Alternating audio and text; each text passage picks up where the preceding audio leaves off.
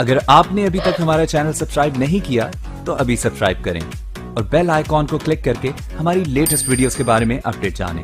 Subscribe کیجئے اور ہم آپ کو لیے چلیں گے آپ کی فیوریٹ ویڈیو کی طرف. سب سے انٹرسٹنگ چیز جو میں نے دیکھی ہے اور جس کا میں انتظار کرتی ہوں ایکچولی اذان کا وقت شام کو میں اپنے ٹیرس پہ بیٹھتی ہوں, پیک اپ ہو جاتا ہے آئی تھنک 8 بجے کے قریب. جب اذان سنائی دیتی ہے نا, وہ پورے بھوپال کے آئی تھنک ہر مسجد میں اذان آتی ہے, تو میرے ٹیرس پہ ایٹ لیسٹ 6 مسجدوں سے مجھے سنائی دیتی ہے. تو وہ 5 منٹ جو ہوتے ہیں مجھے بڑے اچھے لگتے ہیں.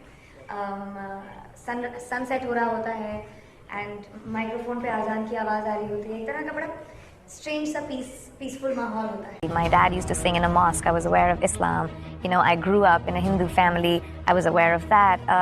So spirituality is such a large part of India that you can't ignore it. But also my family.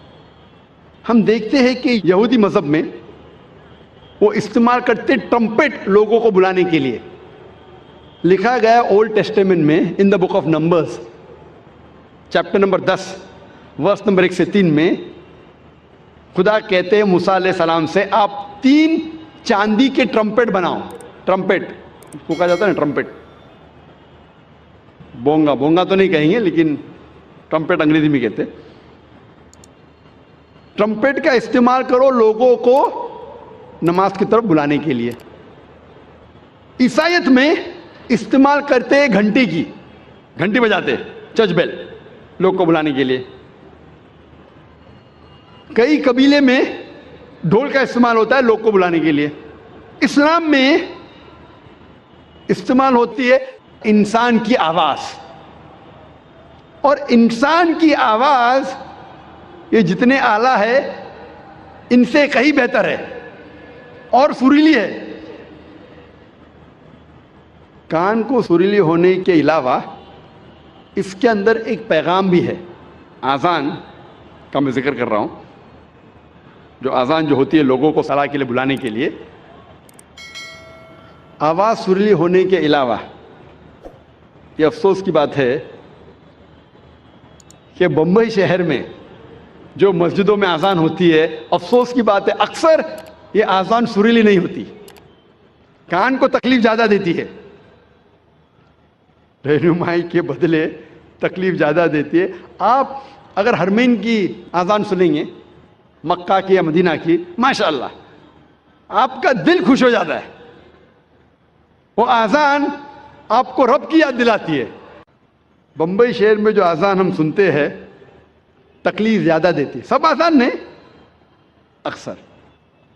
ہمیں کوشش کرنا چاہیے کہ ہمارے مؤذن کو اکٹھا کر کے ان کو تربیت دینا چاہیے, پریکٹس دینا چاہیے کس طریقے سے اذان دینی چاہیے. کیونکہ اذان کی وجہ سے جب میں انٹرویو کرتا ہوں کئی نو مسلم کو, میں کئی نو مسلم کو جانتا ہوں جو صرف اذان کی وجہ سے اسلام قبول کیے. میں پوچھتا ہوں اکثر نو مسلم سے, آپ کو اسلام میں سب سے زیادہ پسندیدہ چیز کیا لگی؟ اکثر لوگ کہتے ہیں توحید اور کئی چیزیں.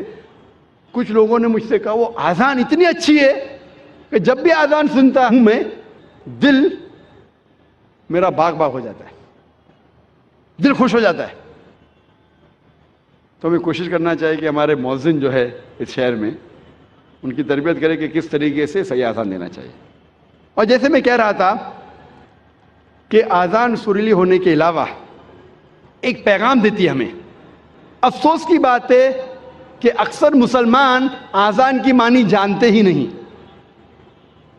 تو مسلمان نہیں جانتے تو غیر مسلم کیسا جانے.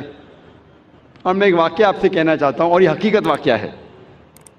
تقریباً 10-15 سال پہلے جب میں کیرلا میں گیا تھا تقریر کرنے کے لیے, اور یہ حقیقت ہے, مجھے مہمان خصوصی بنا گیا تھا اور میرے تقریر کے پہلے ایک غیر مسلم پولیٹیشین کو بلایا تھا. اور اپنے تقریر میں ہر پولیٹیشین جو غیر مسلم ہے کوشش کرتا ہے کہ اگر مسلم گیدرنگ دیکھتا ہے تو وہ تعریف کرے گا اسلام کی. تو یہ غیر مسلم پولیٹیشین تعریف کرتے کرتے کہنے لگا کہ ہمارے اس دیش میں جو مسلمان مغل بادشاہ اکبر اتنے مہان کام کیے, اسی لیے مسلمان روز 5 بار اللہ اکبر کر کے اکبر بادشاہ کی تعریف کرتے. آپ سمجھ رہے ہیں یہ جوک ہے، جوک نہیں حقیقت ہے، اور میں خود گواہ ہوں. میں اسٹیج پہ بیٹھا تھا، اچھا میرے تقریر کے پہلے اس نے کہا، تقریر میں نے اس کی غلط فہمی کو دور کیا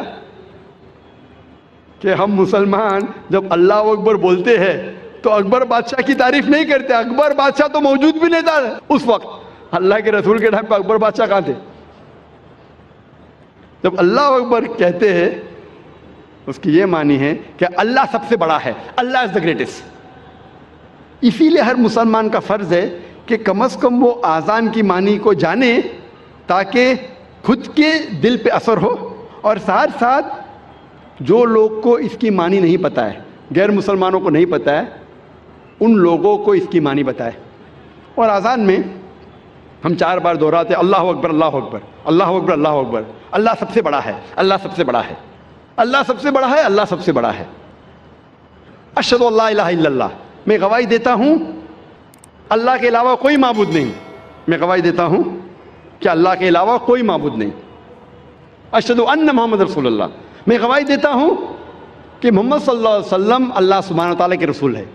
میں گواہی دیتا ہوں کہ محمد صلی اللہ علیہ وسلم اللہ کے رسول ہے. حی علی الصلاح، حی علی الصلاح، آؤ صلاح کی طرف، آؤ صلاح کی طرف.